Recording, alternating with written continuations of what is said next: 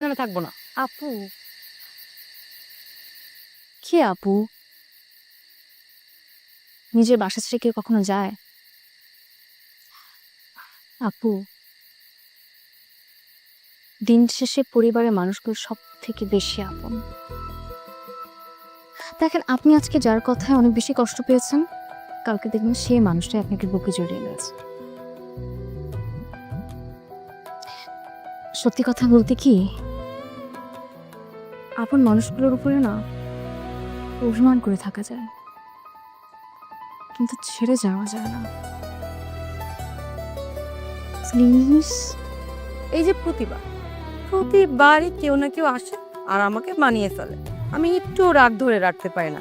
গতবার মা আসলো, এমন কিছু কথা বললো আমি পুরা ইমোশনাল হয়ে গেলাম। এর আগের বার ভাই আসলো, সে এমন ভাবে কনভিন্স করলো আমি যেতেই পারলাম না, থেকেই যেতে হলো। আর এবার তোমরা আমাকে এত ভালোবাসো যে তোমাদের রেখে যেতেও পারি না। আমরা কোথাও যাচ্ছি না, চলো।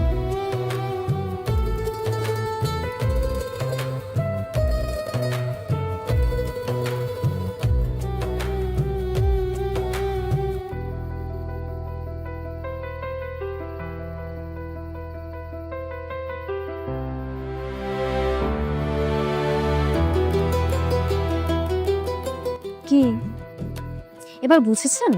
এভাবেই না বুঝিয়ে আটকাতে হয়। আরেকটা কথা কি জানেন, শুধুমাত্র কথা দিয়েই কিন্তু একটা মানুষকে কনভিন্স করা যায়। তার মানে আপনার কাছের মানুষ আপনার উপর সর্বোচ্চ রাগ করে থাকতে পারবে, কিন্তু আপনাকে ছেড়ে যেতে পারবে না, রাইট? রাইট।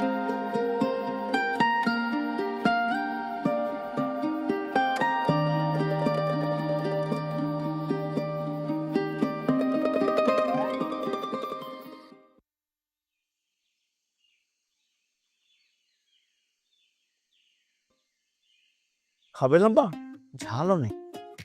সবাই আমাকে ভুল বুঝে আব্বা, কিন্তু আমি এসব কথা গায়ে মাখি না, একটু শুনি না বা। আমি কি বাইরে গিয়ে কাজ করতে পারতাম না? আমার কি সেই শক্তি নাই? আমার কি সেই মেধা নাই? কিন্তু আমি বাইরে যেয়ে কাজ করি না কেন? মানুষজন কি বলবে? এইবারের ছিলেন, এবারে জানাই বাইরে গিয়ে কাজ করে, তখন আপনাদের উচ্চ নাকটা নিচু হয়ে যাবে, আপনাদের তো ছোট হবে আব্বা।